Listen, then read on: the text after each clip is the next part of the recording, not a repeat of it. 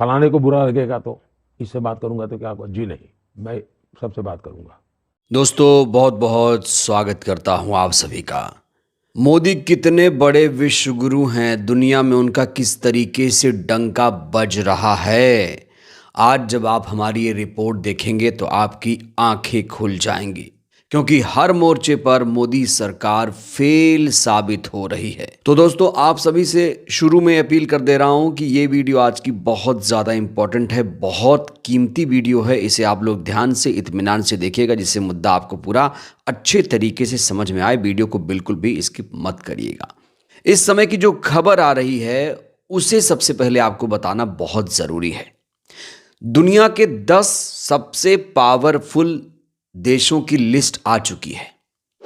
10 powerful देश कौन कौन से हैं, क्या आप लोगों को मालूम है? क्या आप लोगों को पता है कि इस लिस्ट में हमारे देश का नाम नहीं है?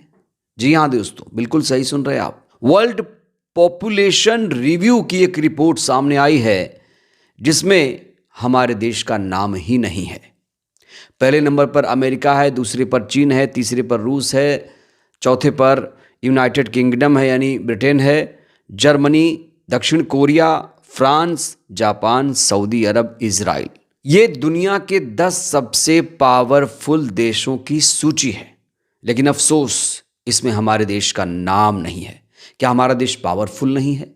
जब विश्व गुरु का डंका पूरे देश में बज रहा है तो फिर इस सूची में हमारे देश का नाम क्यों नहीं है? ये सवाल तो पूछा जाना चाहिए, लेकिन इस सवाल का जवाब मिलेगा या नहीं मिलेगा, ये भी अपने आप में बड़ा सवाल है। दोस्तों ये तो आप सभी को मालूम है कि इस समय अमेरिका ईरान में जंग छिड़ी हुई है। इस बीच ईरान से जो खबर निकल कर आ रही है वो बेहद हैरान कर देने वाली है। खबर है कि ईरान के चाबहार पोर्ट को मोदी सरकार ने छोड़ दिया है। जी हाँ, ईरान का जो चाबहार पोर्ट है वो कितना महत्वपूर्ण है ये तो मैं आपको बताऊंगा, लेकिन दोस्तों सबसे पहले आप ये खबर सुन लीजिए। कहा जा रहा है इस पोर्ट पर देश के करीब करोड़ों अरबों रुपए लगाए गए और ट्रंप के दबाव की वजह से इसे छोड़ दिया गया। देश को कहा जा रहा है इससे 1086 करोड़ का नुकसान हो गया। कहा जा रहा है अगर ये पैसा देश के लोगों में बांटा जाए तो 1,08,600 लोगों को 1,00,000 रुपए मिल जाते। बड़ा सवाल ये है कि आखिर चाबहार पोर्ट को मोदी सरकार ने क्यों छोड़ दिया? तो इसके पीछे की वजह भी हम आपको बताएंगे। तो सबसे पहले आप ये वीडियो देखिए कि चाबहार पोर्ट मोदी सरकार के लिए कितना महत्वपूर्ण था। मोदी जी किस तरीके से गुणगान करते थे कि हम तो किसी भी कीमत पर ये पोर्ट पूरा कराएंगे, मुकम्मल कराएंगे और किसी के दबाव में नहीं आएंगे। इस पोर्ट को हम अपने कब्जे में रखेंगे। सुनिए क्या कहा था। चाबहार पोर्ट का मेरा फाइनल एग्रीमेंट हुआ। ये बहुत बड़ा काम है जी। सेंट्रल एशिया से जुड़ा हुआ मेरा इकोनॉमी का बहुत बड़ा काम हुआ है। लेकिन अब पता नहीं यहाँ अब फर्स्ट हेड टेबल क्या होता है जी?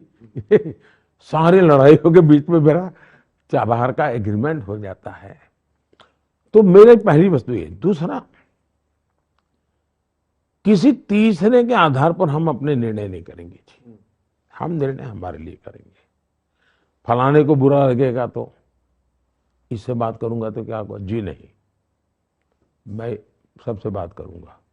तो यहाँ नरेंद्र मोदी कह रहे हैं कि ईरान में चाबहार पोर्ट का एग्रीमेंट मेरा बहुत बड़ा काम है जी। लेकिन अब जो खबर आ रही है दोस्तों वो देश को मायूस कर देने वाली है, क्योंकि मोदी सरकार ने चुपके से चाबहार पोर्ट से अपना कंट्रोल छोड़ दिया है, क्योंकि अमेरिका दबाव बना रहा था। कहा जा रहा है एक बार फिर से नरेंद्र ने सरेंडर कर दिया है। तो बड़ा सवाल यह है कि आखिर चाबहार पोर्ट से कंट्रोल मोदी सरकार ने क्यों छोड़ा?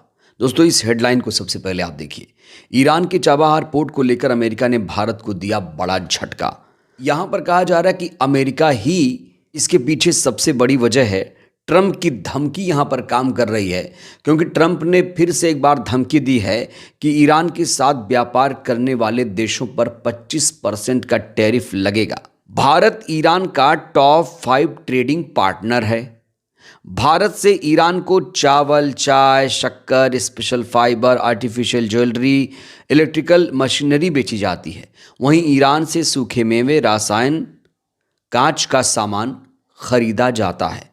तो ऐसे में जो ट्रम्प की धमकी आई है कि ईरान से व्यापार करेंगे तो 25% का टैरिफ लगेगा, कहा जा रहा है इसी धमकी के बाद नरेंद्र ने सरेंडर किया। इसी धमकी के बाद चाबाहार पोर्ट, जो 2015 में जिसके लिए समझौता किया गया था, चाबाहार पोर्ट का भारत के लिए कितना महत्व है ये भी आपको जानना चाहिए। पाकिस्तान को दरकिनार करते हुए अफगानिस्तान और मध्य एशिया के लिए समुद्री मार्ग खोलता है। अंतर्राष्ट्रीय उत्तर दक्षिण परिवहन गलियारे यानी INSTC का हिस्सा है, जो भारत को यूरोप से जोड़ता है। भारत का निकटतम ईरानी बंदरगाह है, जो गुजरात के कांडला बंदरगाह से 550 समुद्री मील दूर है। चाबाहार पोर्ट का सामरिक महत्व भी है। कहा जा रहा है कि चाबाहार पोर्ट भारत के लिए एक गेम चेंजर है, जो क्षेत्रीय कनेक्टिविटी को बढ़ाता है और हिंद महासागर से मध्य एशिया तक व्यापार के लिए एक नया सीधा रास्ता प्रदान करता है, जिससे क्षेत्रीय व्यापार और रणनीतिक पहुंच में वृद्धि हो जाती है। लेकिन अगर कंट्रोल इससे छोड़ दिया है मोदी सरकार ने, तो कहीं ना कहीं ये देश के लिए एक बहुत बड़ी क्षति से मानी जा रही है। इस बीच एक और बड़ी खबर सामने आ रही है। 2025 में जो रुपया है, एशिया में सबसे खराब प्रदर्शन करने वाली करेंसी बन गया है। मतलब हमने खराब प्रदर्शन में टॉप किया है। जहां चीन की करेंसी 4% मजबूत हुई है, वहीं भारत का रुपया -6% कमज़ोर हुआ है। ये जो रिकॉर्ड है मोदी सरकार के अथक परिश्रम का परिणाम है। अब देश में अंधभक्त लोग उत्सव मना रहे हैं। तो चाबाहार पोर्ट से कंट्रोल छोड़ने के बाद देश को कहा जा रहा है कि करीब करीब 1100 करोड़ रुपए का नुकसान हो गया है, और ये नुकसान अमेरिका की वजह से हुआ है। अभी अमेरिका और ईरान में जिस तरीके से युद्ध हुआ है, अंधभक्त लोग अभी अमेरिका के साथ हैं, ईरान के साथ नहीं है। अंधभक्त लोग ईरान का सपोर्ट नहीं कर रहे हैं। अंधभक्तों को तो पता भी नहीं कि विदेश नीति क्या होती है और किस तरीके से ईरान और भारत में व्यापार होता है, इनको नहीं पता है। लेकिन अंधभक्तों की आंखें अब कहा जा रहा है खुलने लगी हैं, क्योंकि मोदी सरकार हर मोर्चे पर फेल साबित हुई है। विदेश नीति मोदी सरकार की बिल्कुल फेल हो चुकी है। बांग्लादेश को भी अपना दुश्मन बना लिया है। पाकिस्तान पहले से दुश्मन था, ईरान को भी दुश्मन ये लोग बना रहे हैं। ईरान के चाबाहार पोर्ट से भी अपना कंट्रोल इन्होंने छोड़ दिया है। और छोटे छोटे देशों से, पड़ोसी देशों से रिश्ते कैसे हैं आप लोग जानते हैं। चीन भी उधर आंख दिखा रहा है। पाकिस्तान तो लगातार गीदड़ भभकी दे ही रहा है। और दुनिया के टॉप 10 पावरफुल देशों की जो सूची आई है, उसमें भी हमारे देश का नाम नहीं है। तो ये श्रेय जो है किसे दिया जाए, नरेंद्र को दिया जाए या किसे दिया जाए, अंधभक्तों को दिया जाए, किसे दिया जाए। और देश को जिस तरीके से गर्त में ले जाया जा रहा है, उसके लिए आखिर जिम्मेदारी कोई लेगा या नहीं लेगा? क्या देश को यूं ही बर्बाद कर दिया जाएगा? बहरहाल दोस्तों, इस वीडियो में इतना ही। चाबाहार पोर्ट से जिस तरीके से मोदी सरकार ने कंट्रोल छोड़ा है, इस फैसले को आप लोग कैसे देखते हैं? मोदी सरकार के कार्यकाल से क्या आप लोग संतुष्ट हैं? राय दीजिएगा। धन्यवाद।